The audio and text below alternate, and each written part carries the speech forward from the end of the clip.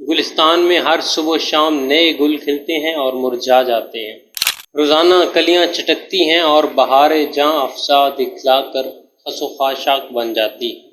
نہ باغبان کو علم ہوتا ہے اور نہ گل چین کو ان کی پرواہ، لیکن اسی چمن میں کبھی کبھی حیات افزا اور روح پرور پھول بھی پھوٹ نکلتے ہیں، جن کی خوشبو سے باغ کا گوشہ گوشہ مہک اٹھتا ہے۔ ملک ثناء اللہ اعوان بھی ہمارے چمنستان بکر کے ایسے ہی گل رنگین تھے، جس کی خوشبو سے قلب و ذہن آج تک معطر ہے۔ اپنے پیارے اور دل نشیں انداز میں شیریں لہجے میں بات کرتے تھے، ایک لطیف مسکراہٹ ان کے چہرے پر رقصاں رہتی تھی۔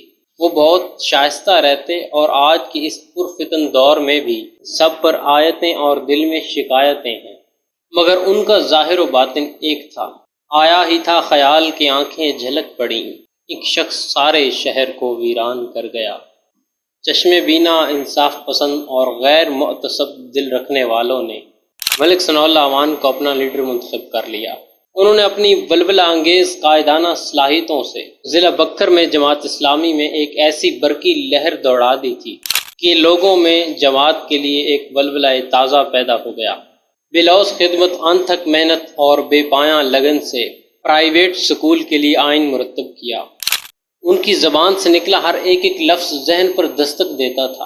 آپ ڈویژنل صدر سیاسی عہدے پر براجمان رہے۔ ملک ثناء اللہ اعوان امن کے علمبردار رہے۔ راہ طلب میں جذبہ کامل امن کے ساتھ خود ان کو ڈھونڈ لیتی ہے منزل کبھی کبھی۔ اللہ تعالیٰ کی عبادت انسانوں کی خدمت سے شروع ہوتی ہے۔ عبادت سے جنت ملتی ہے اور خدمت سے خدا ملتا ہے۔ ثناء اللہ اعوان عروق مردہ میں حیات تازہ کی لہریں پیدا کر دیتے تھے۔ ظلم کے مقابلے میں ان کی آواز آسائے موسوی بن جاتی تھی۔ ہر طبقہ فکر کے لوگوں کو گفتگو سے استفادہ کرنے کا موقع ملتا تھا۔ ناجائز سیاست اور حکمران طبقہ کے ناجائز اقدام پر جم جم کر اور تھم تھم کر برستے تھے۔